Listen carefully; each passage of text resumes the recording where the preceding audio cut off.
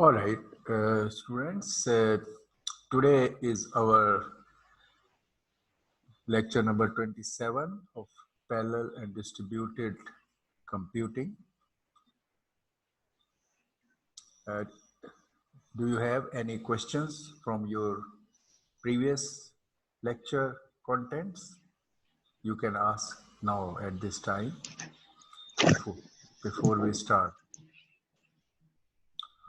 Okay.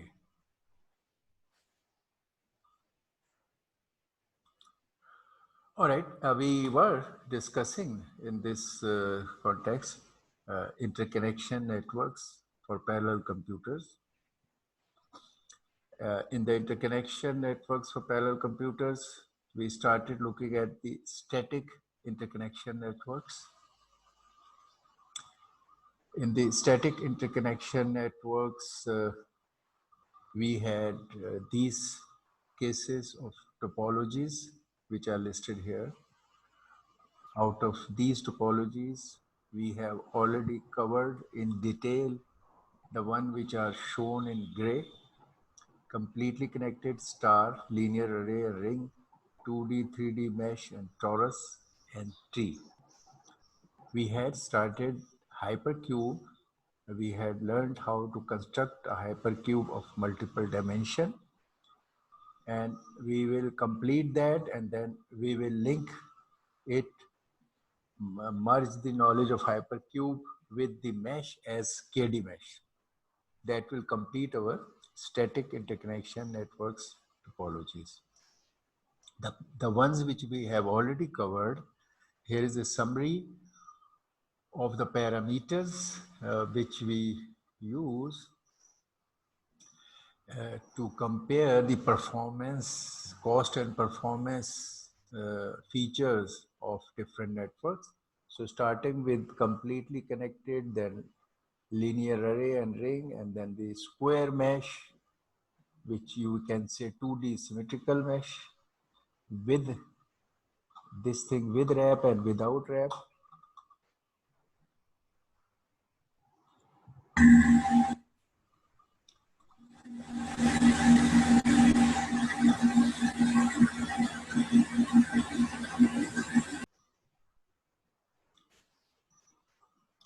Okay, this thing with wrap and without wrap.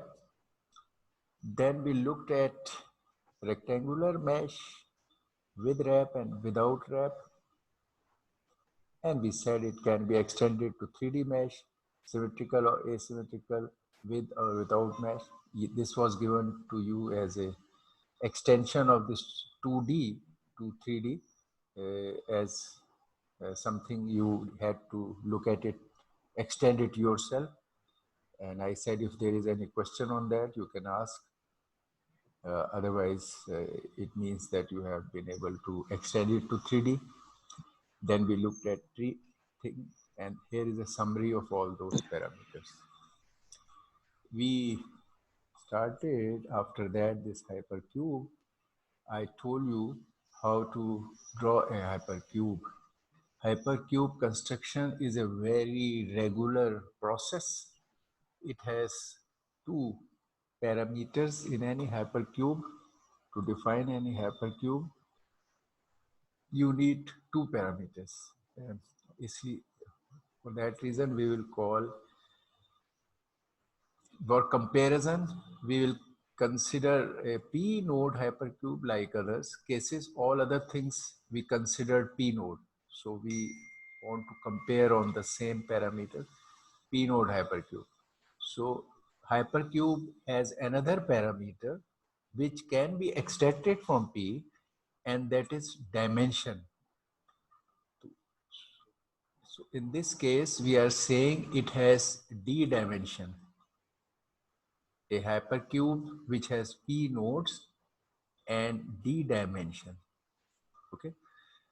Such a hypercube, number of nodes, this total number of nodes are connected to the dimension as always P. Okay, P is equal to, yes. आज four dimension में करना था ना, sir last time पे 3D तक किया था। जी जी जी, question.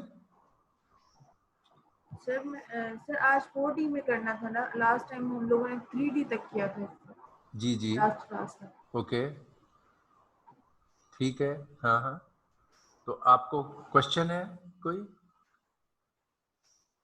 तो सर अभी मैं कनेक्ट हुई तो मैं आपसे कंफर्म करी, सर आप 4D वाला आज करवा रहे हैं ना, क्योंकि लास्ट टाइम हम लोगों ने 3D तक किया था। जी जी, तो I am connecting you with that. और आपका पहले से कोई सवाल अगर है तो वो आप पूछ सकते हो, अगर नहीं है तो आई एम कनेक्टिंग इट, जो हमने किया था और उसको लेके 4D पे जाने के लिए we are reconnecting some terms जो आपको आगे राउटिंग और उसमें साथ चाहिए होंगी। अभी आपको थोड़ा इसको इंट्रोड्यूस किया था। और yes, did you try making it 4D and did you succeed और फेल, क्या हुआ? प्रॉपर नहीं कर पाई। नहीं कर सके, चले कर लेंगे, कोई मसला नहीं है, हम विल डू दैट। लेकिन अभी ये फोकस कीजिए, they are some very important terms. अभी हमने ड्रॉ करने का तो तरीका सीख लिया, लेकिन अब उसको थोड़ा सा यूनिफॉर्मली ट्रीट करना हम चाहते हैं, ताकि फिर अब आप यही काम in the terms of algorithm, routing के एल्गोरिदम और उसमें भी इस्तेमाल करेंगे। तो व्हाट ईच टर्म मीन्स, वो भी हमें, और हाउ दे आर रिलेटेड, अब हम उसको भी साथ में देखना चाहते हैं। बेसिक कंस्ट्रक्शन से एक स्टेप अब आगे जाना है हमने। तो जो हमने किया था बेसिक स्टेप ड्रॉ करने का, उसको हम पहले ज़रा जनरलाइज टर्म्स में देखने की ये एफर्ट कर रहे हैं। तो इसमें मैंने आपको ये बताया कि हाइपर क्यूब के बयान करने के लिए दो इंपॉर्टेंट पैरामीटर्स हैं। एक, how many nodes it has. हमने इस केस में, क्योंकि सारी टोपोलॉजीज में पी नोड की टोपोलॉजी ली थी, तो इसमें भी हम पी नोड का हाइपर क्यूब कंसिडर करना चाहते हैं, ताकि कंपेयर कर सकें जब हम ये पैरामीटर्स निकालेंगे। इसके पैरामीटर्स भी हमें निकालने हैं। फिर हमने कहा कि हाइपर क्यूब के लिए एक और टर्म इस्तेमाल होती है, डायमेंशंस। तो इस केस में हम डायमेंशन के लिए डी का वर्ड इस्तेमाल करें, डी डायमेंशन हाइपर क्यूब।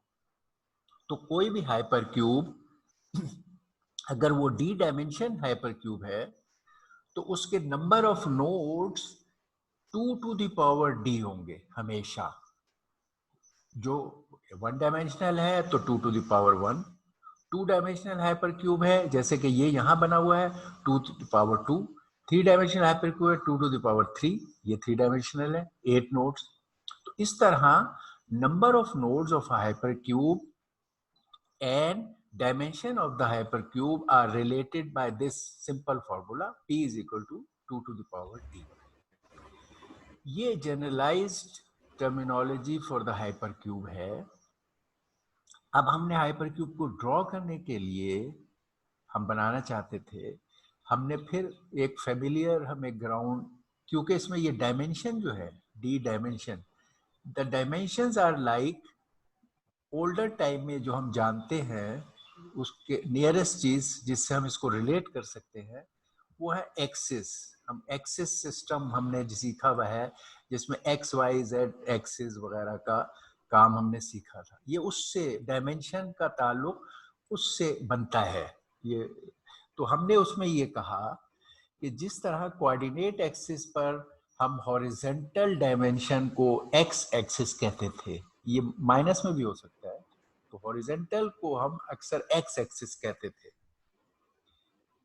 हम यहाँ अगर डायमेंशंस को नंबरिंग देंगे, क्योंकि हमने खाली एक्स वाई जेड नहीं देना, उससे आगे भी बहुत सारी डायमेंशन पे जाना है, तो इसलिए हम इसको एक्स की बजाय एक डायमेंशन नंबर के तौर पर इस डायमेंशन को शो कर, एक्स एक्सिस या एक्स डायमेंशन को मैं D0 डायमेंशन हम कहेंगे। सबसे पहली डायमेंशन ये है, तो D0 डायमेंशन। फिर हमने कहा दूसरी चीज हम जानते थे, वर्टिकल में जो चीजें हैं, नीचे भी हो सकती है ऊपर भी, तो वर्टिकल डायमेंशन को या वर्टिकल एक्सिस को हम वाई एक्सिस कहते थे। हम अब इसको नेक्स्ट एक्सिस का नंबर दे देते हैं D1। तो ये D0 axis horizontal, D1 axis vertical और D2 एक्सिस डेप्थ। तो ये डेप्थ का एक्सिस हो गया D2 जेड एक्सिस। तो हम ये एक्सिस के लिए, डायमेंशंस के लिए ये नंबर इस्तेमाल करेंगे, but they mean the similar thing in concept, जैसे एक्स वाई जेड थे। अच्छा, इस असूल के तहत ये नंबर का जो रिलेशन था उसमें ये था कि हम अब एनी डायमेंशन का हाइपरक्यूब बना सकते हैं, starting from 0 dimension till D dimension. D can be any number, ठीक। तो अब यहाँ हम कह रहे हैं कि अगर हमने 0 डायमेंशन का हाइपरक्यूब बनाना है तो इसमें नंबर ऑफ नोड्स जो है वो 2 टू द पावर 0 होंगे। इसका मतलब 1 नोड, तो ये खाली एक नोड है, मे भी इसको हम लेबल दे दें 0 या 1, कुछ भी दे दें। ये एक नोड का ये हाइपरक्यूब है, ये 0 डायमेंशन हाइपरक्यूब है। फिर हमने कहा अगर 1 डायमेंशन हाइपरक्यूब हम बनाना चाहते हैं तो उसमें नोड्स 2 टू द पावर 1 होंगे, यानी कि 2 नोड्स।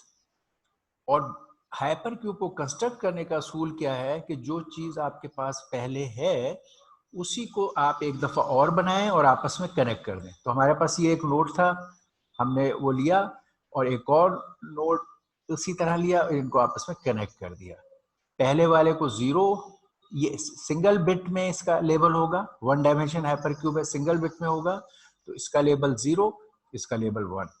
और डायमेंशन वाइज इनकी आपस में जो ये लेवल, ये डायमेंशन है, इनकी कनेक्शन का ये एक्स एक्सिस या D0 है। तो हम कह रहे हैं ये अगर बाहर एक्सिस बनाए तो ये केस में खाली D0 एक डायमेंशन का एक्सिस है। ये लेट से अभी हमने अगर पहले से ही तय किए हुए डायमेंशन आगे ग्रो करने के लिए D0, D1, D2, इस तरह ये हमने डायमेंशन तय किए हुए हैं। अभी ये सिर्फ D0 डायमेंशन में आपस में कनेक्टेड है। ये देखें, ये D0 डायमेंशन है, हॉरिजॉन्टल इज D0। उसके बाद हमने कहा कि अब हम इसको ये 1 डायमेंशन हाइपरक्यूब था, हमने कहा 2 डायमेंशन हाइपरक्यूब, विच मीन्स एक और डायमेंशन ऐड होगी। एक और डायमेंशन कैसे ऐड होगी? यही 0, 1 का हाइपरक्यूब इधर बनाया और इसी की एक कॉपी 0, 1 हाइपरक्यूब की इधर बनाई, और ये इन दोनों को कनेक्ट करने वाला लिंक है। ये कनेक्ट किया हमने, ये 2 डुप्लीकेट्स बनाए और उन्हें कनेक्ट कर दिया। दोनों में हमारे लेबल 0, 1, 0, 1 थे। जैसे यहाँ 0, 1 था, 2 जगह हमने उसको कॉपी किया, दोनों जगह 0, 1 ही है लेबल। फिर लेबल में जो पुराना ये सेट था उसके लेफ्ट पे हमने, दोनों के लेफ्ट पे 0 लगाया और इसमें दोनों के लेफ्ट पे 1 लगाया, और इस तरह इन चारों नोड्स के लेबल बन गए। क्योंकि अब ये 4 नोड हैं, इनके लेबल ने 2 बिट का होना था, तो इस हिसाब से अब इसका लेबल 0, 0 है, इसका 0, 1 है, इसका 1, 1 है और इसका 1, 0 है। तो इस तरह इसके लेबल भी ऑटोमेटिकली डिफाइन हो गए। अगर हम इन्हें नंबरिंग डेसिमल में देना चाहें यही लेवल्स को, तो हम कह सकते हैं कि डेसिमल में इसकी आईडी 0, इसकी आईडी 1, इसकी आईडी 3 सीक्वेंस में 3, और इसकी आईडी 2। ये decimal value of its levels है। इसके लेवल एक्चुअली ये बाइनरी में ही होंगे और लेवल भी ऑटोमेटिकली बिल्ट हो जाएंगे। और हमने देखा कि पहले ये जो 2 थे ये D0 में कनेक्टेड थे। आपने ऐसे ही D0 कनेक्टेड के 2 वर्जन बनाए और उन्हें अब एक और आपस में जो कनेक्ट किया उससे एक और डायमेंशन आ गया D1। ये D1 में है दोनों। ये दोनों की कनेक्टिविटी वर्टिकल में जो कनेक्टेड है ये D1 है। ये देख, वर्टिकल एक्सिस हमारा D1 है, ये दोनों D1 में। हॉरिजॉन्टल एक्सिस D0 है, ये दोनों D0 में। ये भी D0 में, ये भी D0 में, इनकी कनेक्टिविटी। अच्छा, फिर हमने कहा कि अच्छा 2 डायमेंशन से हम 3 डायमेंशन पे जा रहे हैं, तो 3 डायमेंशन में 2⁻³ नोड्स, 8 नोड्स होंगे। और 3 डायमेंशन वाला बनाने के लिए हमें वही असूल कंस्ट्रक्शन का इस्तेमाल करेंगे कि ये जो 2 डायमेंशन वाला यहाँ बनाया था, इसको बनाया एक दफा, ये 2 डायमेंशन वाला, इसके यही लेबल्स हमने लिखे 0, 1, 3, 2। मैं चाहूं तो यहाँ लिख सकता हूँ दोबारा 0, 1, 3, 2। अभी सारे लेबल हमने लिखते, बल्कि लेबल ये डेसिमल वैल्यू लिखने से पहले हम लेबल सारे दे लें। 0, 0, 0, 1, 1, 1, 1, 0। ये मैंने कहा 0, 0, 0, 1, 1, 1, और 10, ये मैंने इसको एज इट इज यहां बना लिया। फिर इसी की एक डुप्लीकेट कॉपी इसके पीछे बनाई, यहां बनाई, बिल्कुल यही 2 dimension hypercube, 2 version of 2 dimension hypercube बनाए, उसमें भी मैंने लेवल वही दे दिए 0 0 0 1 1 1 1 0। तो मैंने एक फ्रंट पे 2 डायमेंशन हाइपरक्यूब बनाया, एक इसके बैक पे 2 डायमेंशन हाइपरक्यूब बनाया, और इन्हें ये आपस में ये कनेक्टिविटी वाले हैं, ये लिंक कनेक्ट करने वाले हैं। इन दोनों को अब हम इस केस में यहां से कनेक्ट कर रहे हैं, ये कनेक्ट कर रहे हैं। आप देखेंगे कि अब कनेक्ट करने वाली जो डायमेंशन है इस वक्त वो ये वाली है D2। तो ये जैसे जैसे डायमेंशन बढ़ती जाएगी, ये एक्सिस हमारे पास एक और आता है। अब डेप्थ वाली डायमेंशन में कनेक्ट किया है, ये हॉरिजेंटल में कनेक्ट किया था, ये दोनों कॉपियां वर्टिकल में कनेक्ट की, और ये 2 कॉपियां डेप्थ में कनेक्ट की। तो हर दफा एक नई डायमेंशन आ रही। अब इनको कनेक्ट करने वाली जो डायमेंशन है, दिस इज D2। ये सारे डेप्थ में जो कनेक्टेड है एक दूसरे के साथ, ये D2 डायमेंशन में कनेक्टेड है, ये भी D2 है, ये भी D2 है। इनकी एडजेसेंसी का डायमेंशन D2 है। ओके, तो हमने इन्हें पहले वही लेबल जो ऊपर थे वो दिए दोनों को, और दोनों को आपस में एक और डायमेंशन यूज करते हुए कनेक्ट किया। अब लेबलिंग के लिए फ्रंट वाला जो था पहले, उस सब के लेफ्ट पे 0 ऐड कर दिए, और जो बैक पे ये था उस सब के लेफ्ट पे 1 ऐड कर दिए। अब इस पूरी डायग्राम 3 डायमेंशन हाइपरक्यूब के लेबल्स बन गए। इन लेबल्स को अगर आप डेसिमल में लिखें तो ये 0 1 3 2, और ये वाला जो है ये 4, ये बन रहा है ये 5, और ये 7 6, ये मैंने उनके डेसिमल इक्वल लिखे।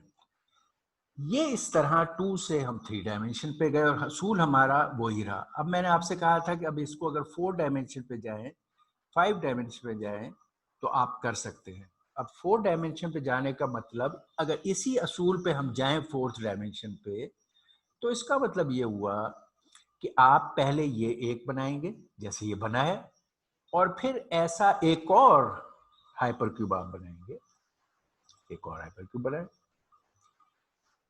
बिल्कुल इसी की डुप्लीकेट बनाइए, ये एक और,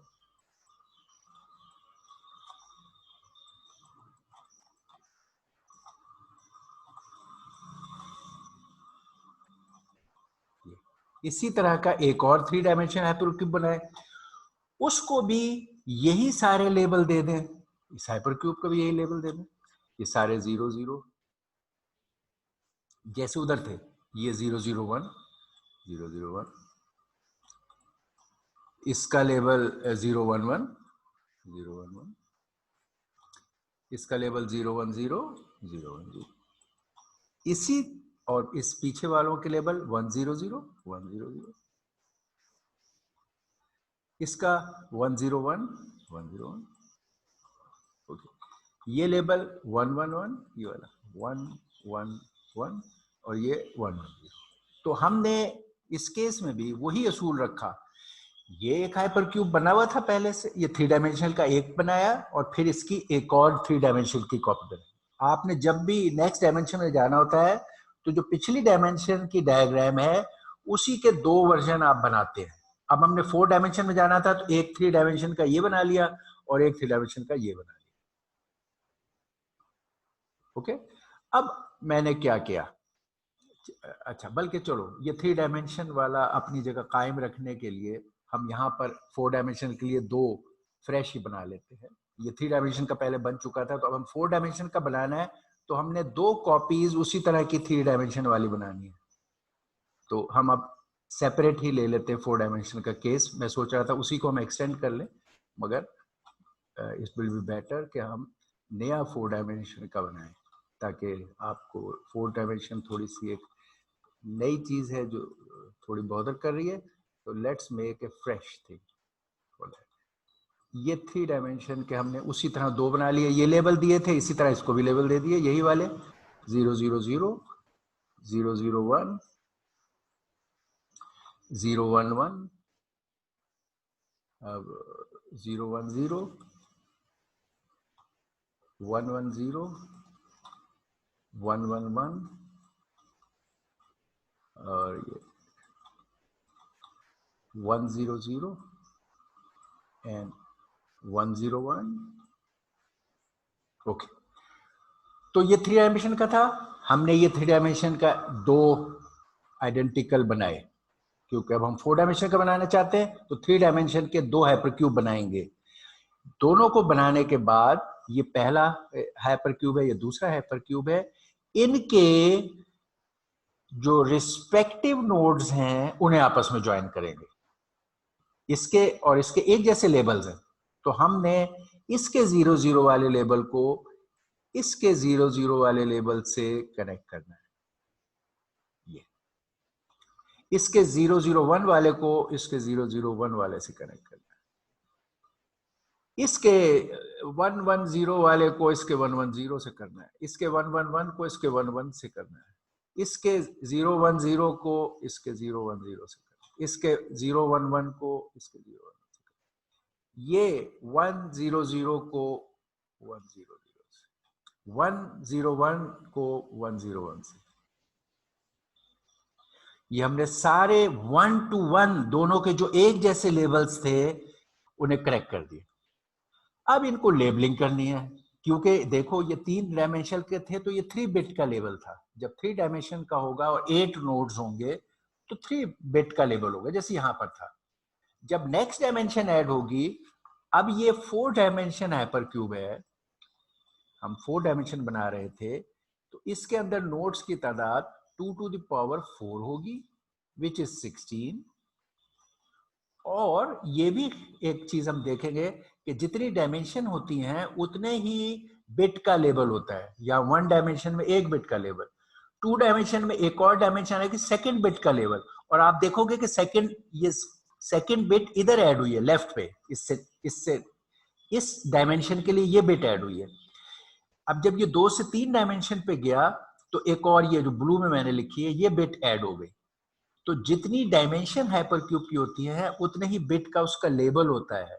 उसके सबसे लोएस्ट बिट जो है लोएस्ट डायमेंशन से D0 से कॉरस्पॉन्ड करती है, नेक्स्ट बिट जो है वो नेक्स्ट डायमेंशन से कॉरस्पॉन्ड करती है, नेक्स्ट बिट नेक्स्ट डायमेंशन से। अब यहाँ 4th डायमेंशन आ गई तो ये 4 डायमेंशन लेबलिंग इसकी होगी। ये 16 नोड का है, तो इसकी लेबलिंग कैसे करें?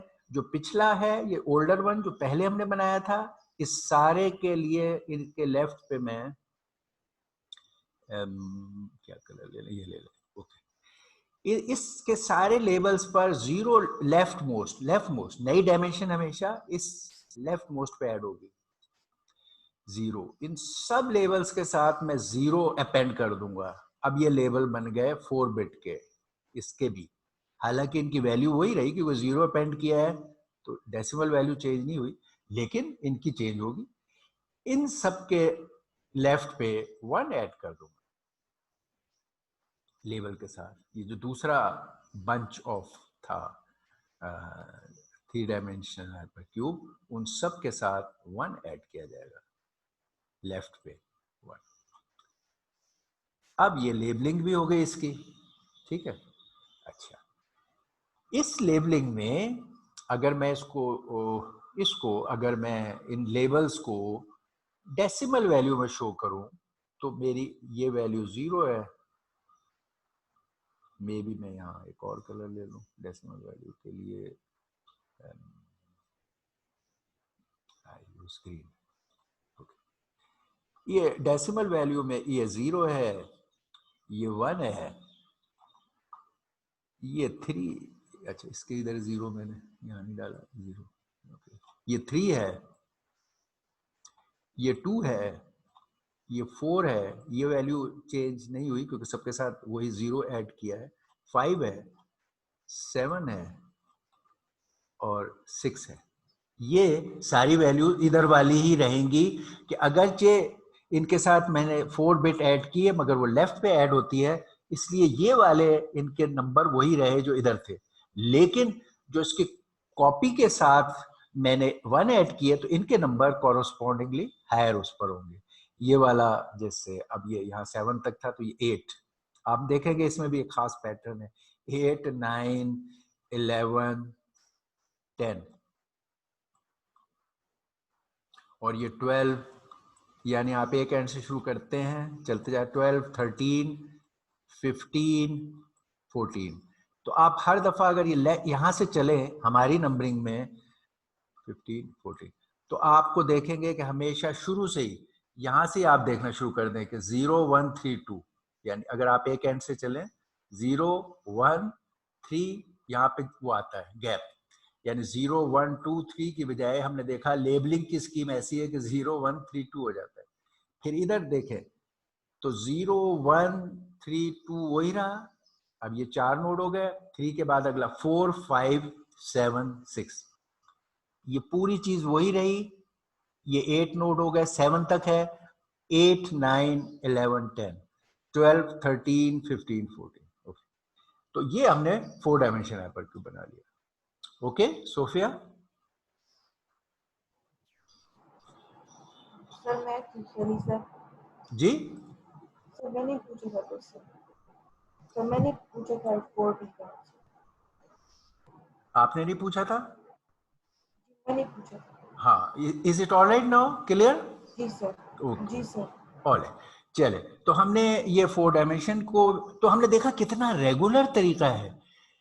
और आप देखो 4 डायमेंशन को ड्रॉ करने में क्या मकसद हुआ। 3 डायमेंशन तक तो हम फेमिलियर थे। 4, अब अगर आपको 5th डायमेंशन हाइपरक्यूब बनाना हो, can you draw?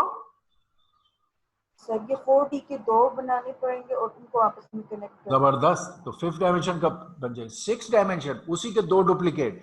Such a regular way of extending to any dimension. तो वो जो हमारा कॉन्सेप्ट ऑफ डायमेंशन था कि what is the concept of things beyond 3 dimension in physical world, वो यहाँ बड़ा रेगुलर तरीके से डिफाइन और इम्प्लीमेंट होता है।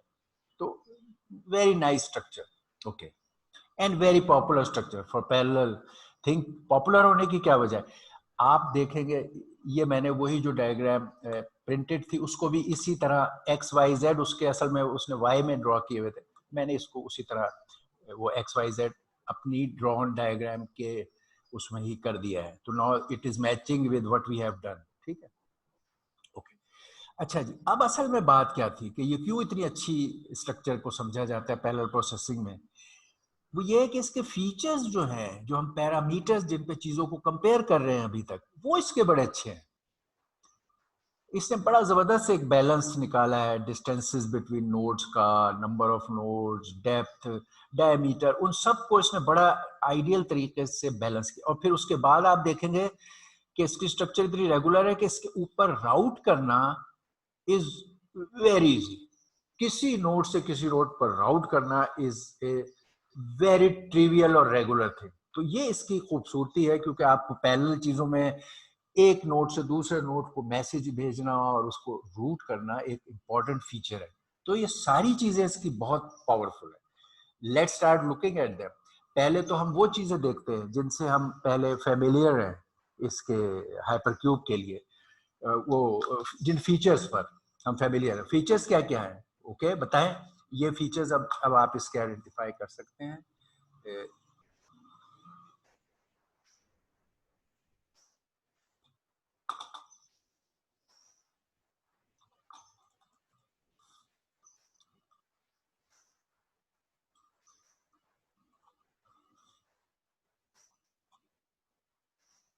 ओके, और अच्छा जी, अब हम वो चीजें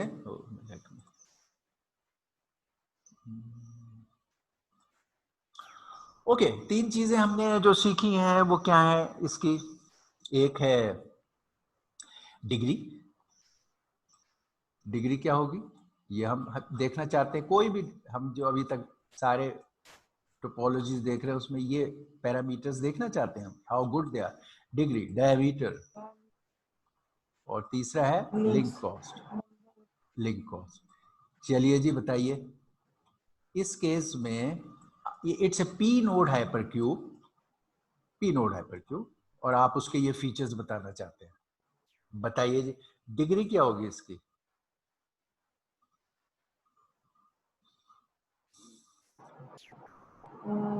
सर इसमें से किसका बताना है? इसमें से वाले का बताना है सर। किसकी डिग्री बतानी है? फिर क्वेश्चन दोबारा पूछो। सर इन सब में से किस वाले की बतानी है सर? 4D की किस बतानी है, जी 3D किस की बतानी किस है? वाले किस वाले की बता दें। जैसे मैंने बताया कि हमारे पास कंपेयर करने के लिए सारे केसेस में पीछे भी जो टेबल हमने बताई, एक यूनिफॉर्म क्राइटेरिया हमें रखना जरूरी था। तो हमने यूनिफॉर्म क्राइटेरिया क्या लिखा है, ये it's a P node hypercube. तो it's for a P node hypercube ये पैरामीटर्स क्या होंगे, हम ये पूछ रहे हैं। ठीक है, तो पी नोड हाइपरक्यूब के लिए बताना है हमें, ना इसके लिए बताना है ना इसके लिए, वो क्यों, हर एक की डिग्री डिफरेंट होगी। तो हमें तो इन टर्म्स ऑफ पी बताना है कि अगर पी नोड हाइपरक्यूब है तो डिग्री क्या होगी।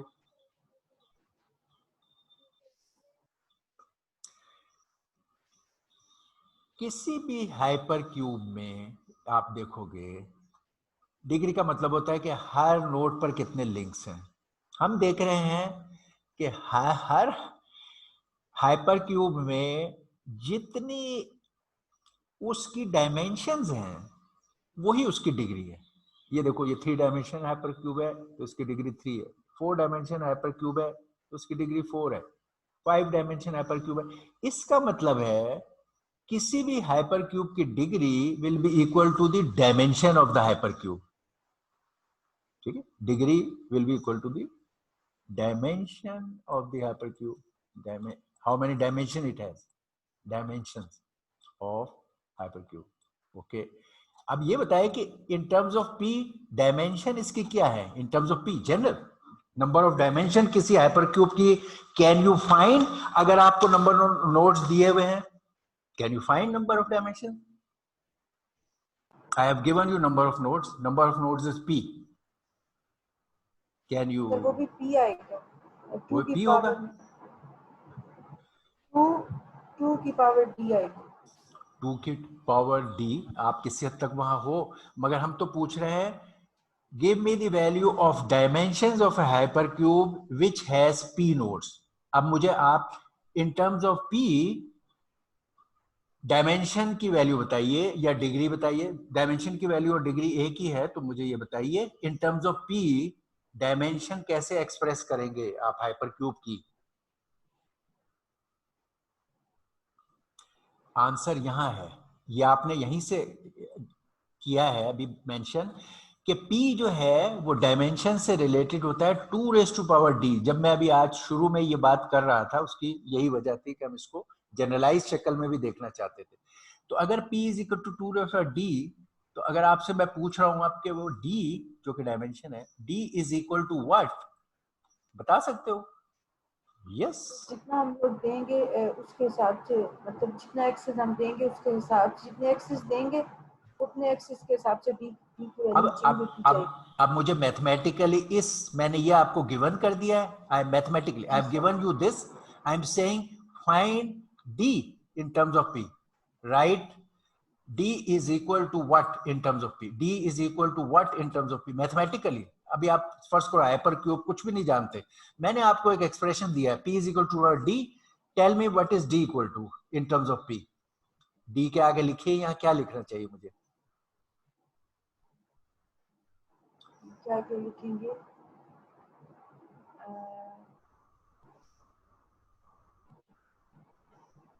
P p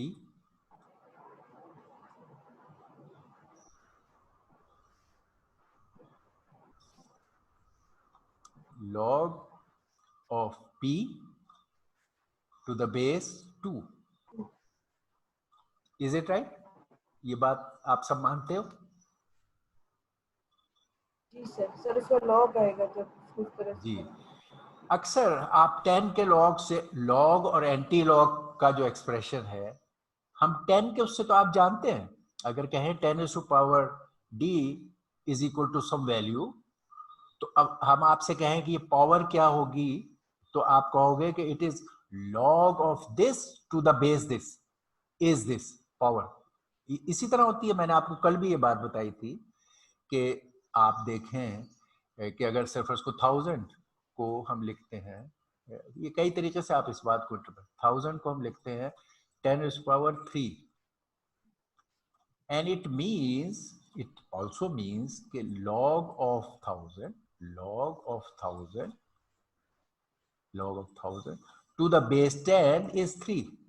It also means this. Power और log का आपस में ताल्लुक है कि इस चीज का अगर log ले इस बेस से तो हम कहते हैं what will be the exponent. log लेने का मतलब what would be the exponent. तो यहाँ exponent is 3. ये बात और ये बात आपस में रिलेटेड है. Do you see this all of you? आप लोगों ने log को किसी लेवल पे जरूर मैथ्स में देखा होगा. ठीक है. अगरचे मैं इसको एक और तरीके से भी आपको कह सकता हूँ, मगर मैं अभी आपको ज्यादा मैथमेटिकल उन मामलों में नहीं ले जाना चाहता, मगर आप इस बात को तो मानते हैं, ये बात आप समझते हो और मानते हो.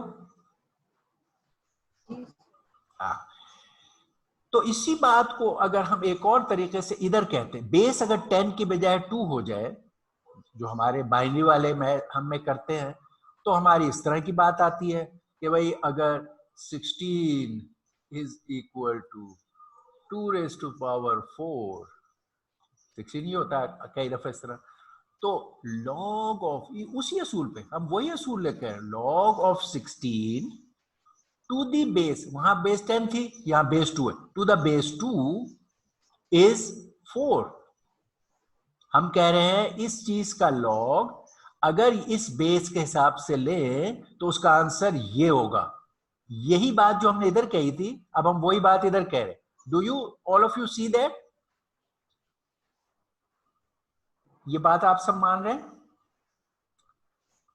हेलो, ठीक है. Yes sir. अच्छा, तो ये बात हम यहां कह रहे हैं कि अगर P नोड हाइपर क्यूब है और उसकी डायमेंशंस D हो तो P is equal to 2 to the power D. ये बात का मतलब है कि अगर हमें ये पावर को लिखना हो तो हम कहेंगे कि ये power D is equal to log of this to the base this. ये तो D is equal to log of P to the base 2. ठीक है, दिस इज ऑल राइट.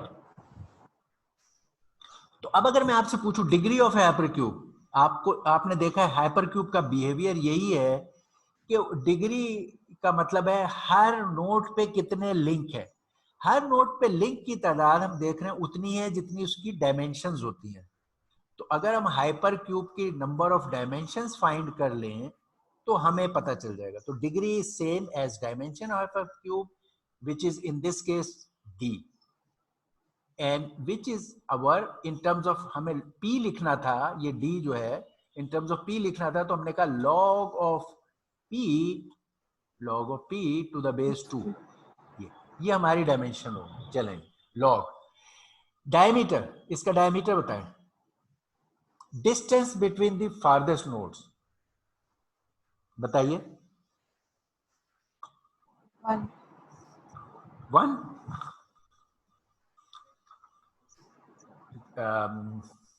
मैं कहता हूं चलें ये छोटा सा हाइपर क्यूब ही ले लें. Distance between this node and this node is not 1. ये 1 है, से ये इधर से 1 और ये 2, इसका डिस्टेंस 2 है इस छोटे से में. और अगर मैं इधर चला जाऊं तो हो सकता है कि मैं यहां इस नोड पे जाना हो तो मैं पहले इधर जाऊं, फिर इधर जाऊं और फिर इधर जाऊं. 3. अच्छा, तो 1 तो नहीं है. फारदेस्ट नोड देखो, एडजेसेंट नोड का डिस्टेंस तो यस 1 है, यहां से इस नोड का डिस्टेंस 1 है, इसका इससे डिस्टेंस 1 है, लेकिन इस नोड का इस नोड से डिस्टेंस 2 है. तो 1 तो हम नहीं कह सकते, कुछ और है. इंटरेस्टिंग. फारदेस्ट नोड्स अगर हम गैस कर रहे हैं तो हम वैसे गैस के लिहाज से तो हम कह रहे हैं इस केस में हमें ये लगा, जैसे मैंने कहा ये सबसे दूर होंगे तो ये मुझे 2 स्टेप अवे आया था. इस वाले केस में मैंने गैस किया कि यार ये नोड और ये नोड 7 शायद ये फारदेस्ट हो. तो फिर मैंने कहा इसके मैं कैसे, शॉर्टेस्ट डिस्टेंस क्या हो सकता है, किसी भी तरफ से मैं जाऊं 3 बनता है. इधर से जाएं तो 1 2 3, इधर से जाएं 1 2 3, किसी भी तरफ से जाऊं 3 से कम पे मैं वहां नहीं पहुंच सकता. तो अगर फारदेस्ट नोड मैंने सही कहा है तो वो इस केस में 3 है. इसी तरह इस केस में फारदेस्ट नोड शायद ये चुनूं और हो सकता है ये चुनूं 15. और आप इसमें किसी भी जगह से ट्राई कर लें 4 से कम पे आप नहीं पहुंच सकते। हमें शॉर्टेस्ट चाहिए पाथ, हम शॉर्टेस्ट पाथ ढूंढ रहे हैं। हम लंबे वाले ढूंढने लगे तो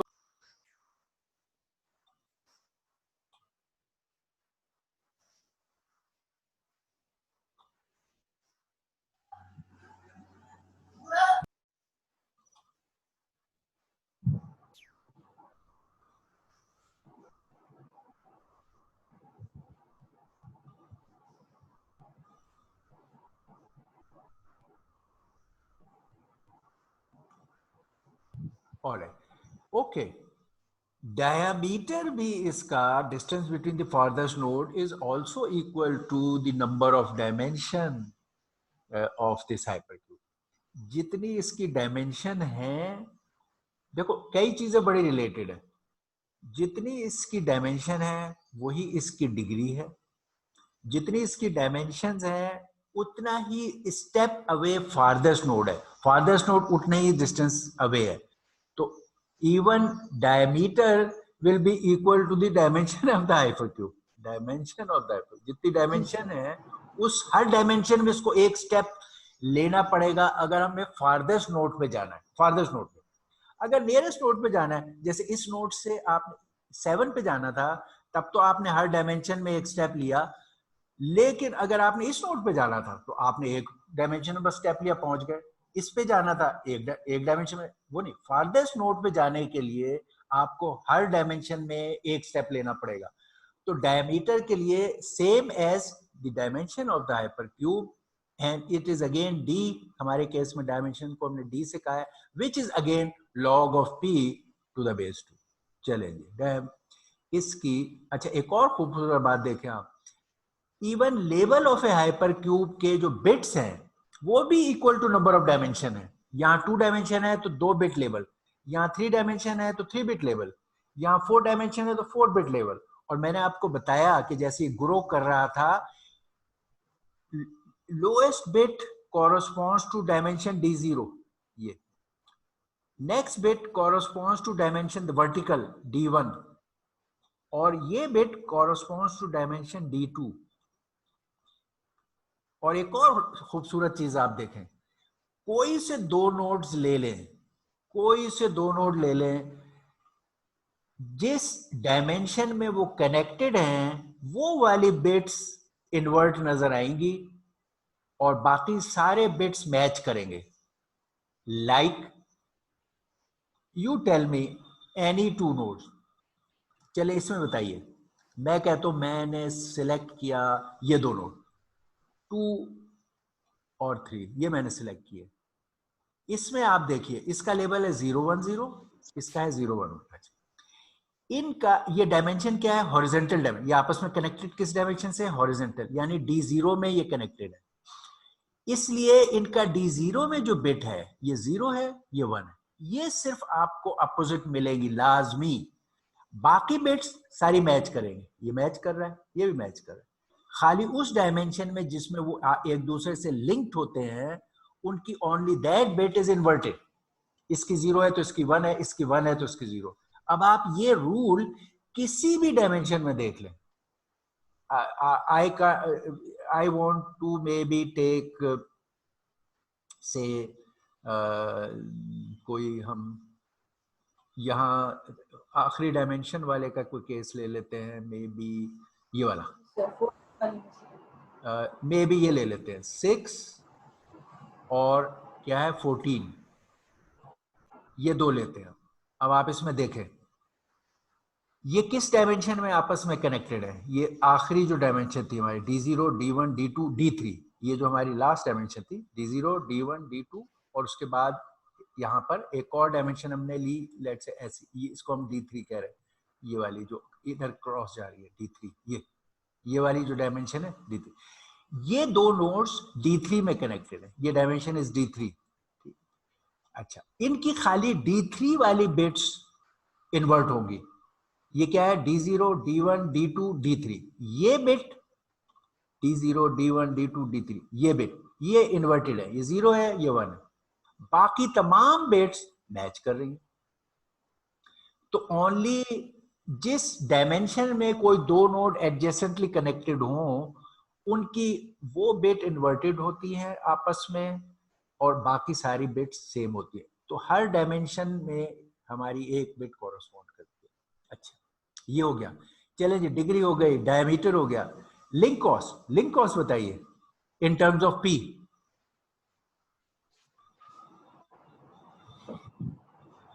ये तो हमने तो लिंक कॉस्ट भी वही होगी सर, 2 की पावर d, क्योंकि जितनी उसकी डायमेंशन होंगी उतने उसके लिंक्स बनेंगे।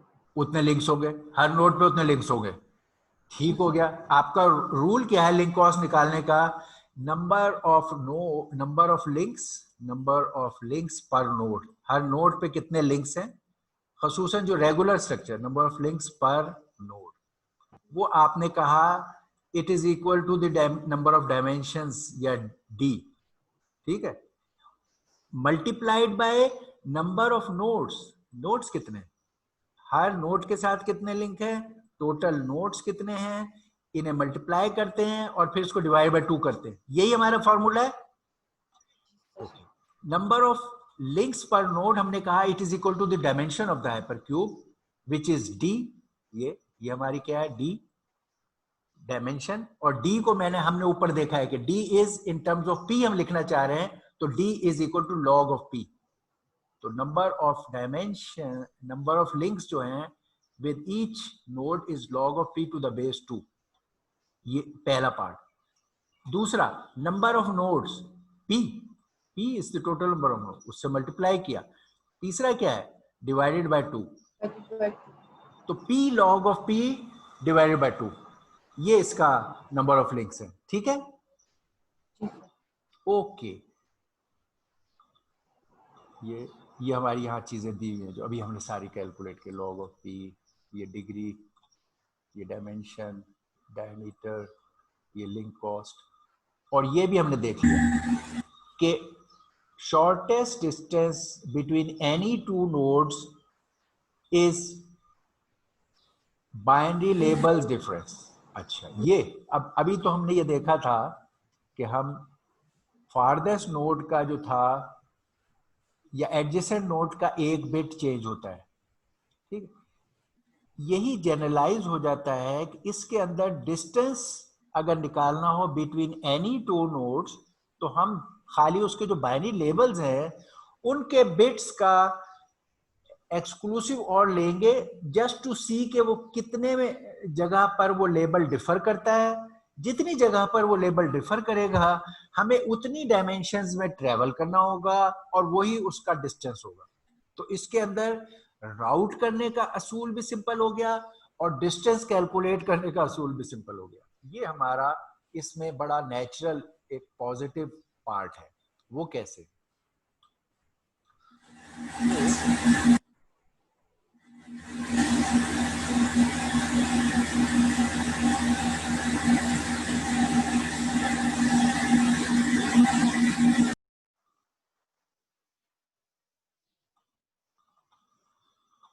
ओके, वो किस तरह, ये हमारा हाइपरक्यूब है, ठीक है। अच्छा, हम कहते हैं कि हमें इसमें जाना है from node number, source node 010 से हमें जाना है और नोड नंबर 111 पे जाना है, सोर्स नोड और डेस्टिनेशन नोड। ये हमें करना है। कैसे करें?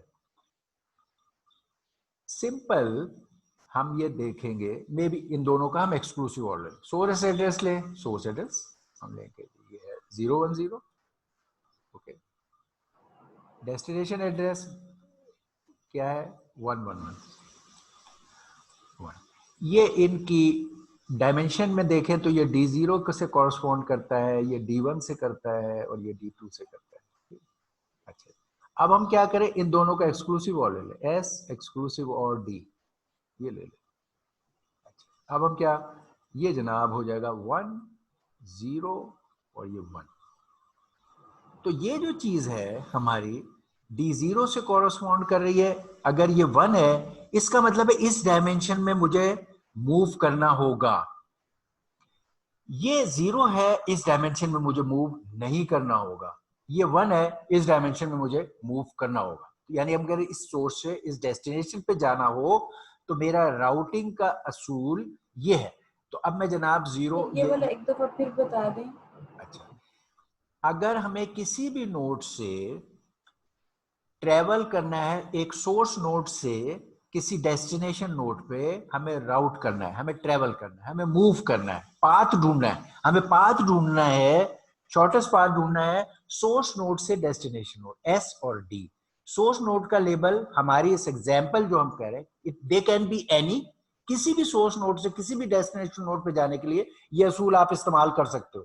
ठीक है, मैं इस एग्जांपल में ले रहा हूं कि फर्ज करो मैं, ये सोर्स नोड है मेरा, ये सोर्स नोड है और ये मेरा डेस्टिनेशन। सपोज अब मैं इसको फॉर्मल तरीके से ट्रेवल करके वहां पहुंचना चाहता हूं, मेरा असूल क्या होगा, राउटिंग एल्गोरिदम क्या होगा? तो मैं कह रहा हूं मैं सोर्स और डेस्टिनेशन नोड का एक्सक्लूसिव और लूं। एक्सक्लूसिव और लेने का मतलब क्या है? मतलब यह है कि मैंने देखा है कि कितने बिट्स में सोर्स और डेस्टिनेशन एड्रेसेस मिसमैच करते हैं। यानी मैंने देखा था कि लेबल में जब भी कभी किसी डायमेंशन में एडजेसेंट नोड पे जाना हो तो उसका वो बिट मैच नहीं करता। तो मैं ये देखना चाह रहा हूं कितनी जगहों पे मैच नहीं करते। एक इस डायमेंशन में मैच नहीं करते इनके एड्रेस, मैंने एक्सक्लूसिव और लिया इनका, सोर्स और डेस्टिनेशन का। इधर मिसमैच है, ये मैच है, ये मिसमैच। तो जिस केस में मिसमैच है इसका मतलब है उस नोड पर आपको ट्रेवल करना चाहिए और जिसमें मैच है उधर ट्रेवल करना नहीं चाहिए। तो मैं क्या कह रहा हूं, मैंने 010 से शुरू करना है, यहां से मैं शुरू हो रहा हूं, पहले मुझे ये D0 वाली डायमेंशन में ट्रेवल करना चाहिए, तो मुझे यहां आना चाहिए। मैंने यहां आ गया, इस जीरो नोड पर पहुंच गया। जीरो आएगा तो वो मैच करेगा और वन आएगा तो वो मैच नहीं करेगा। हाँ, वन आ इसीलिए रहा है, देखो एक्सक्लूसिव और लिया है ना। अगर ये दो बिट डिफरेंट होंगे तो यहाँ पे वन आएगा, अगर ये वन दो बिट आएगा। एक जैसे होंगे, ख्वाह वो दोनों वन हो या दोनों जीरो हो, तो यहाँ जीरो आएगा। हमें ये देखना है कि किन बिट्स में ये एड्रेसेस डिफर करते हैं। जिन बिट्स में ये डिफर करते हैं उन डायमेंशन में हम ट्रेवल करेंगे तो डेस्टिनेशन पे सही पहुंच जाएंगे। तो मैंने कहा कि ये दोनों डिफर करते हैं क्योंकि ये, इसलिए ये वन है, तो ये दोनों डिफर करते हैं। तो डायमेंशन D0 में मुझे ट्रेवल करना है, ये D0 है, इसमें मैंने ट्रेवल करके जाना है। अब मैं इस नोड पे आ गया, यहां पहुंच गया। अब मैंने अगला देखा, ये D1 के कॉरेस्पॉन्डिंग जो बिट है, दिस इज जीरो। इसका मतलब है इस डायमेंशन में मुझे ट्रेवल नहीं करना। D1 की डायमेंशन कौन सी है? ये ऊपर। हमने अभी जो इसका असूल बनाया था, ये D0 हॉरिजॉन्टल रखा था, D1 वर्टिकल रखा था और D2 डेप्थ में रखा था। D2 ये D1 है ऊपर। अच्छा, तो मैं कह रहा हूं ये D1 वाली डायमेंशन में जीरो है, इसलिए मुझे इधर खत्म हो गया ट्रेवल, इसलिए मुझे इधर इधर ट्रेवल नहीं करना, मैं उधर नहीं जाऊंगा। ये D1 वाली डायमेंशन।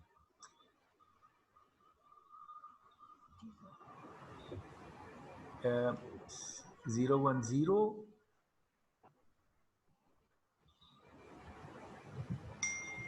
ओके, 010 और 11110 और ये 1। अच्छा,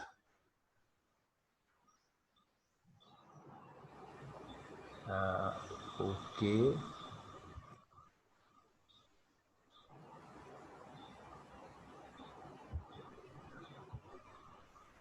ओ ओ ओ, ये हमारी डायमेंशन XYZ, ये हमारे यहाँ। ओके, डायग्राम अपनी हम डायग्राम ले, ये डायग्राम वो वाली है, ये दूसरी हम अपनी डायग्राम लेते हैं जो हमने बनाई है। ये जीरो इधर था, हमारे एक्सिस यहाँ थे, तो मैं अपनी ही डायग्राम लेता हूँ।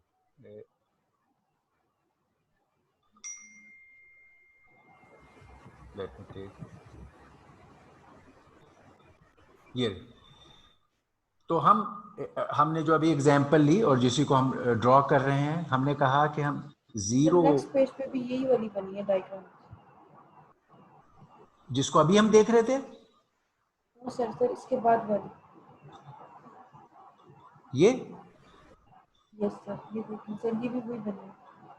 ओके, इसमें ठीक है, इसमें सही है, इसमें हम ले सकते हैं। अगर हम इस डायग्राम में लें, ओके, इस डायग्राम में हम ले सकते हैं। ये हमारी इसके वो एक्सिस असल में वहां पर वो 0 0 बैक पे वो बना हुआ था, तो वो एक्सिस की आप हमारी फ्रंट पे। डेफिनेशन में ये हमारा 0 0 है, 0 0 1 है, ये हमारी डायग्राम के मुताबिक है, ये 3 है, ये 2 है, और यहाँ हमारा इस पॉइंट से हॉरिजेंटल के केस में हमारा D0 है, हमारा इस केस में यहाँ D1 है, और इस केस में हमारा D2 है, डेप्थ में D2 है, ये 3। तो हम इस डायग्राम पर वही काम अभी जो हम कर रहे थे वो करते हैं। हमारा सोर्स एड्रेस जो था वो था 010, जिसको हम अभी देख रहे थे, और हम कह रहे थे हमारा डेस्टिनेशन एड्रेस जो है वो है 111 111, और ये हमारी 0th डायमेंशन थी, ये फर्स्ट डायमेंशन थी, और ये सेकंड डायमेंशन थी, और हमें इस सोर्स से इस डेस्टिनेशन पे जाना था। हमने S और D का एक्सक्लूसिव और लिया, X और D का एक्सक्लूसिव और लिया, जस्ट टू सी कि किस बिट्स पर ये डिफर करते हैं, और हमने कहा ये इस पे डिफर करता है, इस पे नहीं करता, इस पे डिफर करता है। तो अब हमने कहा कि हमारा जो सोर्स एड्रेस है वो हमारा है 010, तो ये हमारा है 0132, ये हमारा सोर्स एड्रेस है 010, ये S 010, और हमारा जो डेस्टिनेशन एड्रेस है वो है 011, ये हमारा डेस्टिनेशन एड्रेस है। इस असूल के तहत जो हमारा है कि ये डिफर कर रहे हैं डायमेंशन D0 में, तो ये ट्रेवल करेगा, तो ये this will travel in D0, जो वहां पर भी था, और हमने देखा कि ये D0 डायमेंशन है, इसमें ट्रेवल D0 डायमेंशन में ट्रेवल करेगा, और यहां पहुंच गया पहले स्टेप। अब दूसरा ये D1 डायमेंशन है, इस पे 0 है, ये वर्टिकल डायमेंशन में ट्रेवल नहीं करेगा, ये D1 था हमारा, D1 जो मैं कह रहा था, ये D1 की डायमेंशन है, इधर इसने ट्रेवल नहीं करना क्योंकि ये बिट डिफर नहीं कर रहे। अब तीसरा D2 वाला, इसमें ये डिफर कर रहे हैं, तो इस डायमेंशन में इसने ट्रेवल करना है, तो ये हमारी तीसरी डायमेंशन, ये वाली डेप्थ वाली, इसमें ये ट्रेवल करेगा, ये, और ये है हमारी D2, इसमें ट्रेवल करेगा, ये डेस्टिनेशन पर पहुंच जाएगा, इधर सोर्स से डेस्टिनेशन, जस्ट बाय रूल कि जिन बिट्स में डिफर कर रहे हैं बाय एक्सक्लूसिव और रूल, उन डायमेंशंस में आप ट्रेवल करेंगे, और जिसमें आप डिफर नहीं कर रहे उधर ट्रेवल नहीं करेंगे। तो ये इसके अंदर किसी नोड से किसी नोड पे राउट करना बड़ा ही रेगुलर और सिंपल है। अच्छा, इसी वजह से जो हमने अभी कहा था कि वर्स्ट केस ऑफ वो जो था diameter, that was equal to the number of dimensions, क्योंकि आपका लेवल या नंबर ऑफ डायमेंशन जितनी है, वर्स्ट केस में आपने उतना ट्रेवल करना है, यानी आपके ऑल डी बिट्स डिफर करेंगे तो आप डी बिट्स ट्रेवल करोगे, डी डायमेंशन में मूव करोगे, तो वर्स्ट केस आपका ट्रेवल करने के लिए डायमीटर भी इसीलिए डी था, नंबर ऑफ डायमेंशन, और राउटिंग के लिए भी आप डायमेंशंस को इस्तेमाल करते हो। इस केस में जो पाथ है आपका वो ये है 010, अगर इसको आप पाथ की शक्ल में ड्रॉ करो ये वाला, तो आप कहोगे मैंने 010 से ट्रेवल किया, 010 से ट्रेवल किया, पहले मैंने बिट देखी, ये D0 वाली बिट को चेक किया, इस डायमेंशन में मूव किया मैंने, और मैं मूव करके पहुंच गया इस पे, ये जो है 011, ये 011, अब ये पाथ हम ड्रॉ करें, 011 पहुंचा, फिर मैंने डायमेंशन D1 वाली बिट को देखा, मैच D1 में दोनों बिट्स के देखा, तो D1 में नॉट मूव, D1 में नॉट मूव, तो मैं इसी पे रहा, इस डायमेंशन के इफेक्ट में मेरा कोई चेंज नहीं आया, और फिर मैंने बिट D2 को मैच किया, तो D2 से डिसाइड हुआ कि यस मूव करना है, और मैं फिर जो नेक्स्ट गया तो वो गया मैं 111 पे, तो ये मेरा पाथ है, ये मेरा राउटिंग पाथ है फ्रॉम 010 से लेकर और 111 तक। इसको हम ये जो बिट्स हैं एक्सक्लूसिव और करके, इन बिट्स को हम एक डिफरेंट नाम अगर दे लें, हम इसको कह दें let's see R, this is R, ठीक, हमने इन दोनों को ये, अगर हमें पाथ डिफाइन करना हो 4D में, हाँ, तो भी इसी असूल से करेंगे। ओके, चलो मैं ये थोड़ी सी टर्मिनोलॉजी आपको बता दूं, 4D में भी हम पाथ एक देख लेते हैं। मैं ये थोड़ी सी टर्मिनोलॉजी कर रहा हूँ कि हमने इसका नाम एस रखा था, इसका नाम डी रखा, तो इनके एक्सक्लूसिव और वाले का नाम लेट से आर रख देते हैं, ये राउट के लिए इस्तेमाल होता है, तो मैंने इसका नाम आर रख दिया। तो आर के लिए अगर ये बिट्स मैं देखूं तो ये R0 है, ये R0, ये R1, और ये R2। यानी जो D0 की बिट्स को मैंने मैच और मिस मैच से रिजल्ट निकाला है, उनको मैं बजाय कहने के कि D0 के बिट्स मैच किए और D1 के बिट्स, मैं कह रहा हूँ R0 1 है या R1 0 है और R2 1 है। यानी जहां भी R1 होगा इसका मतलब है ये दोनों बिट्स डिफर कर रहे थे, अगर जहां R0 होगा वो मैच कर रहे थे। तो मैं इनके नाम मैंने ये R के रख दिया आपके आसानी के लिए। तो मैं इस सोर्स से शुरू हुआ, मैंने सबसे पहले देखा R0, ये R0 it was 1, R0 was 1, तो मैंने कह दिया मूव इन D0। अगर R0 1 है तो मूव करना है, ये बन गया। फिर मैंने कहा R1 अगला बिट जो है इट इज 0, तो ये कह दिया मैंने नो मूव इन D1। ओके, और फिर मैंने कहा R2 मेरा जो था R2 वो जो है वो 1 है, तो मैं कहूंगा ओके मूव इन D2। ये मैंने इसको जरा सा और फॉर्मलाइज कर दिया इसी बात को जो पहले लिखी थी, और इस तरह मैं डेस्टिनेशन पे पहुंच गया। तो मेरा एल्गोरिथम क्या हुआ कि टेक द एक्सक्लूसिव और of this source and destination labels and start may be from the lowest side, और उसमें मेरे जो आर्स हैं मैं उनको देखता जाऊं, कीप चेकिंग आर। अगर R1 है तो I should move to the adjacent node, और अगर R0 है I should not move to the adjacent node and I will reach the destination. अब आप कह रहे हैं कि ये 4 वाले में क्या ये राउटिंग एल्गोरिथम चलेगा या नहीं? Let's see, choose. बल्कि ओके, आप लोग इसको ट्राई करो, बताओ, let me give you some, और बताएं, या आप चूज करो। Do want to choose some जो आपको लगता हो कि ये बड़ा मुश्किल है? 0101 ले एक, और एक ये ले लें, ओके, एक ले लें 1110 ओके 1110, 7। ओके ये ले लें, वेरी गुड। चलो इस पर ये लगाएं आप लोग और देखें, can by this rule you reach there. वैसे तो आप देखो पहुंचने के तो बहुत से तरीके हैं रैंडम, लेकिन हम एक राउटेड तरीके से ऑटोमेटिक प्रोग्राम के थ्रू और मैक्सिमम शॉर्टेस्ट पाथ भी हो, ये नहीं है कि हम कहें कि देखो पाथ तो बहुत से हैं। जैसे मैंने आपको बताया कि इधर से इधर पहुंचने के ये 2 स्टेप का पाथ है, ठीक है। You could reach from here, आप एस से नीचे चले जाए, फिर इधर चले जाए, फिर इधर चले जाए, फिर इधर चले जाए, तो आप तो 1 2 3 4, इसी तरह आप इधर गए, फिर इधर गए 2 3 4, तो you could reach there. But हम मिनिमम डिस्टेंस पे चाहते हैं और रेगुलर एल्गोरिथम चाहते हैं, वो हमने ये डिफाइन किया है। इस असूल से हम देखते हैं कि can we always reach, does it always work? Okay, चले अभी मैं ही आपको इसमें वो कर देता हूँ, आपने अभी बहुत सारे सवाल शायद खुद को इसका एक्सोर ले लिया, ये एस हो गया, एक्सोर लिया तो ये एस हो गया, और हो ये गया। डी हो गया। हमने उसी असूल के तहत यहाँ लिखा एस, ये इस वाले के लिए 4 बिट का था, 0101 0101। ये डायमेंशंस मेरी अगर मैं इस पर डालूं तो ये D0 है, ये D1 है, ये बिट D2 से कॉरस्पॉन्ड करेगी, ये बिट D3 से। ये ऊपर हेडिंग में मैं लिख लूं ताकि मुझे ख्याल रहे। अच्छा जी, डेस्टिनेशन आपने दिया है मुझे, डेस्टिनेशन एड्रेस 1110 1110। मैंने कहा है कि इसका राउटिंग के लिए जो एक्सक्लूसिव और मैं लेता हूँ आर इज एस एक्सक्लूसिव और डी, ये मैंने लिया है।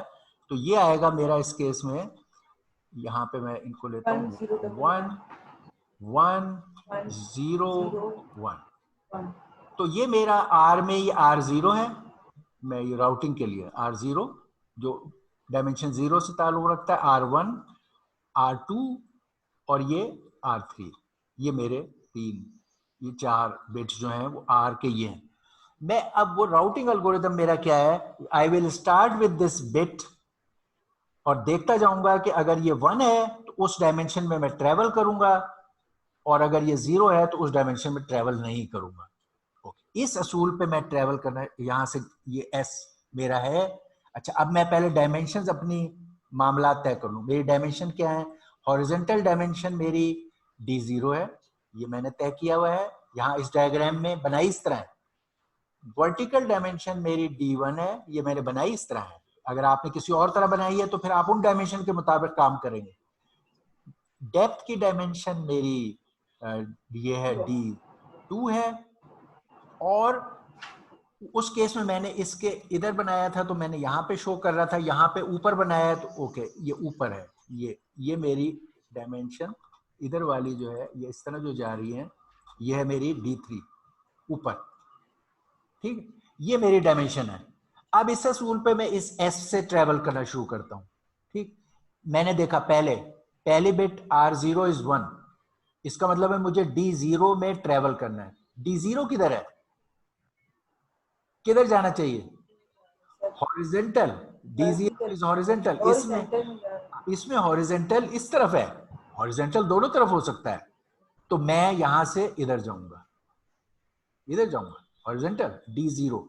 R0 मेरा जो है, मैंने देखा R0 इज 1, इसलिए move in D0, move in dimension D0 में मूव करो।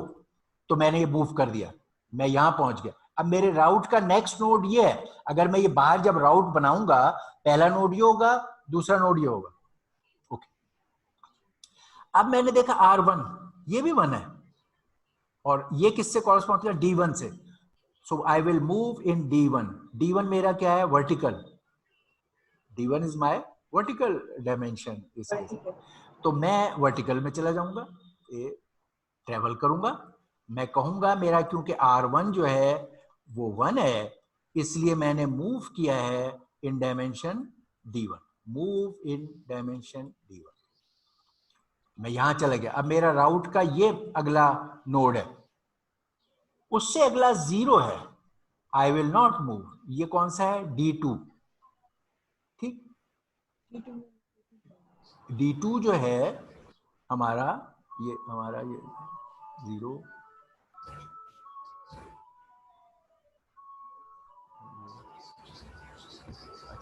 ओके, ठीक।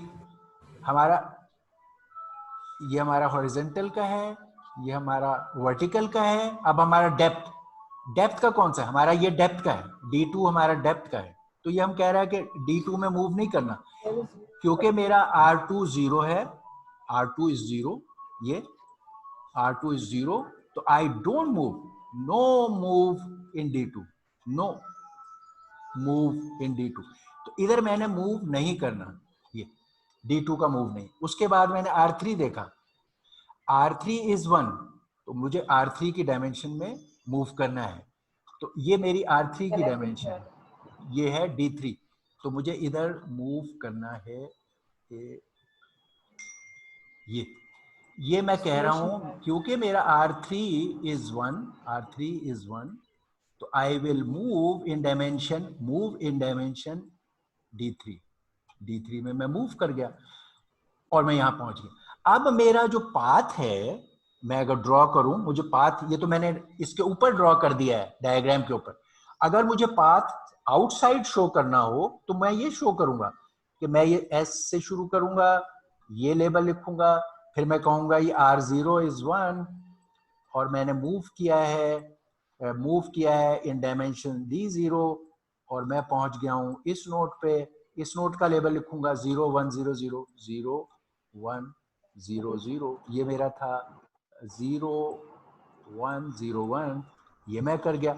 इस तरह फिर मैं ये नेक्स्ट का लिखूंगा, ये वाली बात, तो मैं इधर आ जाऊंगा 0 1 1 पे पहुंच जाऊंगा। इसके ऊपर ये बात मैंने लिखी हुई होगी कि R कौन सा था मूव, और फिर मैं ये कहूं कि भाई इस डायमेंशन में मैंने मूव नहीं करना, इसलिए ये R2 जो 0 है और मैंने मूव नहीं करना, नो मूव, तो ये चेंज नहीं होगा, ये 0 0 1 1 0, ये नोड मेरा था 0 0 1 0 0।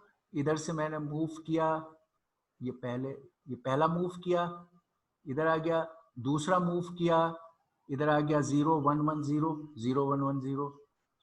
अच्छा, तीसरा मैंने मूव नहीं किया तो इधर ही रहा, 0 1 1 0 पे ही रहा, नो मूव। उसके बाद फिर मैंने R3 was 1, R3 is 1, तो मैंने कहा मूव किया in dimension, move in dimension D3 किया, तो मैं पहुंच गया ये इस नोट पे। ये क्या है 1 1 1 0, ये ओके। ये अब पाथ का हो गया, ये बात समझ आ गई। इसी चीज को अगर आप टेबल की शक्ल में लिखना चाहें तो आप टेबल की शक्ल में भी लिख सकते हैं, यही वाला मामला, जिससे आपको ये पता चल जाए कि कौन से एडजेसेंट नोड होगा, किधर जाना है। That is also very simple, कि आप यही बात को इन ए टेबुलर फॉर्म अगर लिखना चाहें तो वो भी लिख सकते हैं। मसलन इसी चीज को जो अभी मैंने की है, you can make it into a table, कि यही आप चीज निकालें। आप क्या करेंगे, बेसिकली आप यही बता रहे हैं कि आपके पाथ पर कौन कौन से नोड आएंगे, और आप शुरू करोगे सोर्स नोड से, शुरू कर दोगे यहां से, इस यहां पर आप एक ये आर डाल लो, आर असल चीज आपकी ये है आर, ये जो आपका आर था विच वाज एस एक्सक्लूसिव और डी, ये आर है। इसके आप यहाँ बिट लोएस्ट से शुरू कर लो, R0 से, और फिर ये R1, R2 और R3। ये टेबल में आप भी ये काम आप कर सकते हैं, यही बात कह सकते हैं, और पाथ पूरा बगैर उसके भी बना सकते हैं, कोई ऐसा मसला नहीं है। टेबल में तो ज्यादा इजी हो जाएगा बनाना। टेबल में आप इसी असूल पे कि असल में क्या होता है, जब आप मूव करते हैं तो उस डायमेंशन में आपकी वो बिट इन्वर्ट होती है, इसको हम कहते हैं क्यूब फंक्शन। यहां आप एक तरह से क्यूब फंक्शन, अगर ये x था आपका कोई लेबल, तो क्यूब फंक्शन इस पे अप्लाई किया तो ये cx बन गया। तो आप नेक्स्ट नोड यहां से कैलकुलेट कर सकते हैं, कैलकुलेट। जैसे अब इस मामले में जो हमारी ये एग्जांपल थी, आप शुरू हो रहे हैं 0 1 0 1, आप इस नोड से शुरू हो रहे हैं, ये आपका सोर्स नोड है, सोर्स S, ये सोर्स नोड है। अच्छा, मैं कहता हूं अब मैंने ये ड्रॉ नहीं किया, यहां तो ड्रॉ किया हुआ था, तो उसके ऊपर मैंने कहा मूव, तो मैं मूव किया तो खुद ब खुद मेरा नेक्स्ट लेवल के वहां पे मैंने पढ़ लिया। लेकिन अगर मैंने ये ड्रॉ नहीं की डायग्राम, और अब मैं फाइंड करना चाहता हूं कंप्यूटर के कैलकुलेशन से या अपनी कैलकुलेशन से कि पाथ क्या होगा, यहां तो फिजिकली मैंने देख लिया था, मैं यही पाथ कंप्यूट भी कर सकता हूं। क्यूब फंक्शन का मतलब यह है कि जो आप आर बिट ये देख रहे हैं, जैसे इस केस में R0 was 1 and R1 is 1 and R2 is 0 and R3 is also 1, okay. अगर मेरी ये पहली बिट 1 है, इसका मतलब ये है कि अब मैंने एडजेसेंट नोड पे मूव करना है इस डायमेंशन में। जब मैं ये काम करूंगा तो मेरी जो D0 बिट है ये इन्वर्ट होनी चाहिए, तो इस एक्शन से मेरा नेक्स्ट नोड जो होगा, ये नेक्स्ट नोड है, दिस विल बिकम 0 1 0 0। क्यों? क्योंकि ये बिट 1 थी और मैं एडजेसेंट नोड पे मूव करूं तो एडजेसेंट नोड की उस डायमेंशन की बिट हमेशा इन्वर्ट होनी चाहिए, तो ये इन्वर्ट हो गई। इस पे क्यूब फंक्शन अप्लाई मैंने किया है कि उस बिट को इन्वर्ट किया। अब मैं इस लोकेशन से जो मेरे पास यहां पर आई है, मैं इसको यहां लिख लेता हूं। अब मैं I am now on this location 0 1 0 0 पे अब मैं हूं। अब मैं ये बिट देखूंगा R1, ये भी 1 है।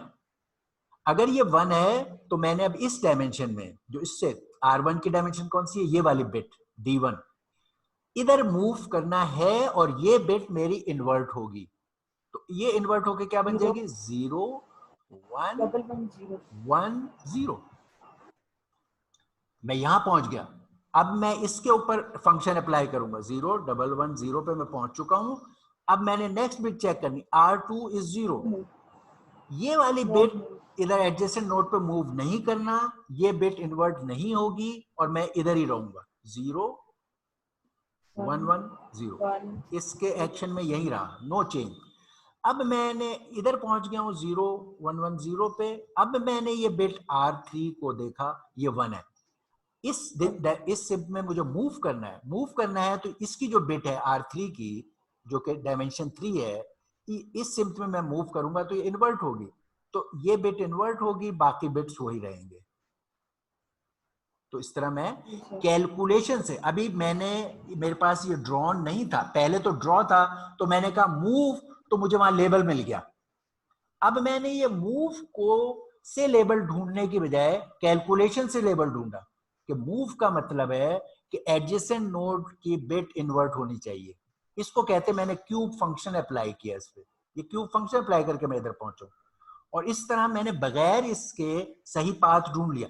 अब मैं ये पाथ यहां ड्रॉ कर सकता हूं बगैर इसके, ये बना हुआ नहीं था और मुझे ये पाथ चाहिए था। मैंने ये कैलकुलेशन का टेबल बनाया और मैंने कहा पहले 0100 पे हूं, उसके बाद मैं इस नोड पे आ जाऊंगा 01 ये वाले पर, इस वजह से, इस बिट की वजह से जो कि ये है, और फिर मैं इससे इस नोड पे जाऊंगा, नेक्स्ट वो ये है, और इसकी वजह ये थी R1 जो मैंने यहां लिखा R1, और फिर मैं इससे इस नोड पे जाऊंगा और उसकी वजह क्या है R2 जो ये है, नॉट चेंज। फिर इससे मैं इस नोड पे जाऊंगा जो कि डेस्टिनेशन है, ये S था, ये D है, और ये इस वजह से कि R3 जो कि यहाँ है। तो यही पाथ मैंने बना दिया without having this diagram, directly from computation of this function, जिसको मैं कह रहा हूं क्यूब फंक्शन। और अब आप देख सकते हो कि क्यूब फंक्शन क्या है।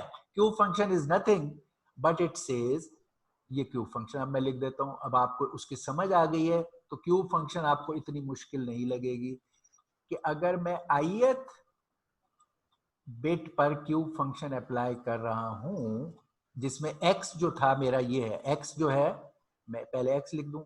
अगर मैं d डायमेंशन हाइपर क्यूब का फंक्शन ले रहा हूं तो ये होगा x d-1, d डायमेंशन का x d-1, और करते करते यहाँ x0, x0, x1, x2, xi।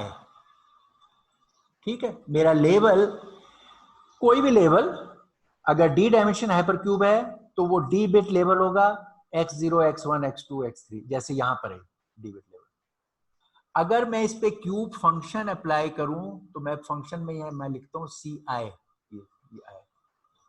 ठीक है। इसका मकसद है कि ith बिट पे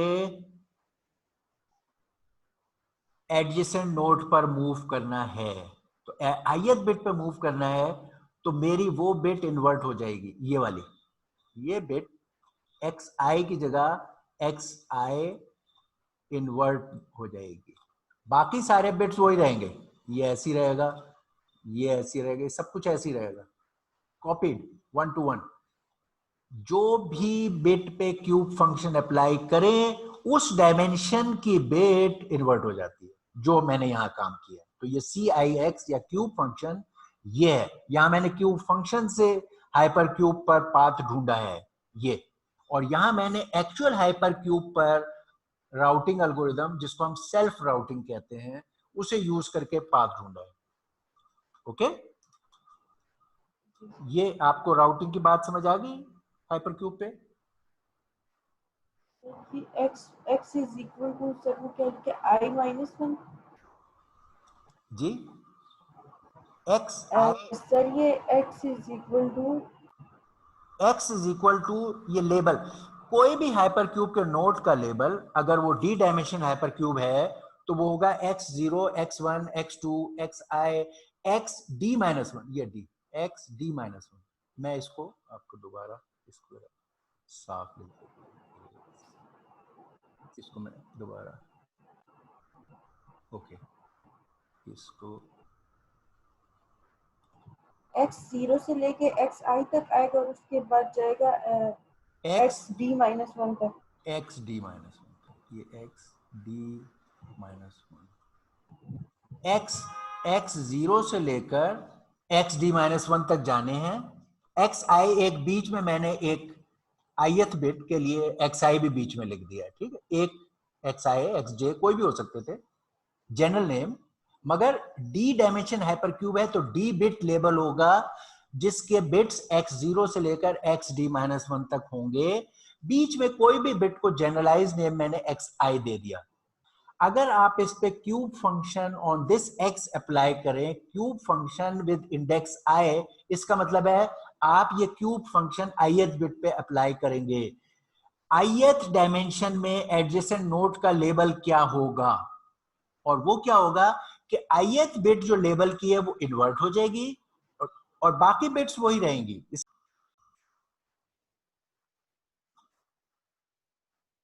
ओके, ठीक है, ये बात समझ आ गई?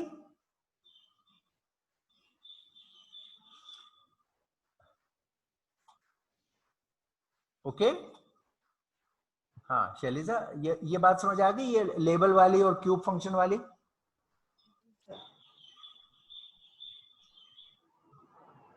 जी सर। शैलिजा, जी सर। ये बात समझ आ गई कि किस तरह लेबल हम जी सर। जी जनरलाइज दे सकते हैं। एक्स लेबल है जी सर, और समझ आ गया। ये इस एक्स पे D function apply, minus one तक चलता और जाएगा हमने वहां क्या से जब। सीखा है कि हम राउट कर सकते हैं on A physically drawn hyper cube by using this routing rule, जो अभी हमने सीखा ये। जी जी जी और उससे पाथ बाहर भी शो कर सकते हैं, ऑन द हाइपर क्यूब भी शो कर सकते हैं, ऑफ द हाइपर क्यूब भी शो कर सकते हैं। जी सर। इसको सेल्फ राउटिंग कहते हैं, सेल्फ राउटिंग, खुद हाइपर क्यूब पे।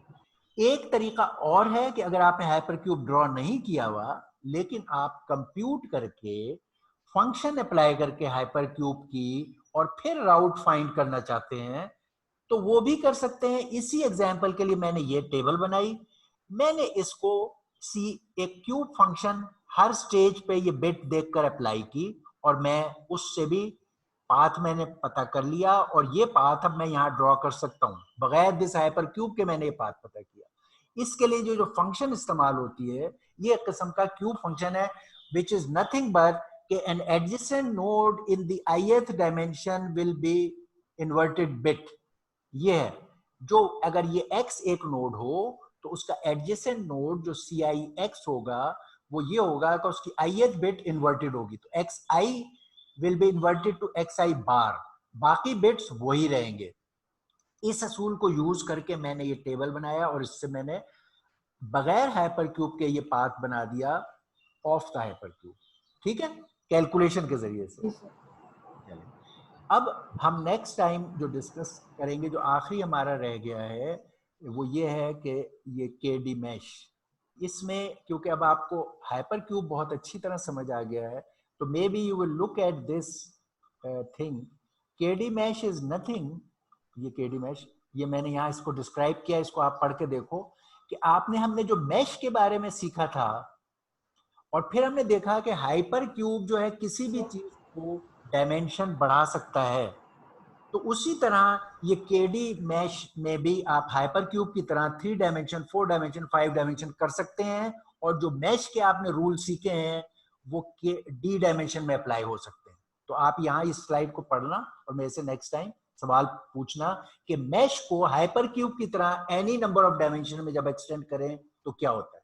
ओके, अल्लाह हाफिज। हेलो, अस्सलाम वालेकुम सर। वालेकुम सलाम। सर ये मैं हमाद बात कर रहा हूँ। जी जी सर वो मैंने उससे प्रोजेक्ट्स के रिलेटेड मैंने सवाल करना था आपसे। किस चीज के प्रोजेक्ट के?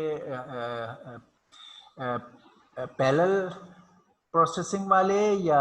जी जी जी जी, पैरेलल प्रोसेसिंग वाले सर, वो अच्छा जो अच्छा, है।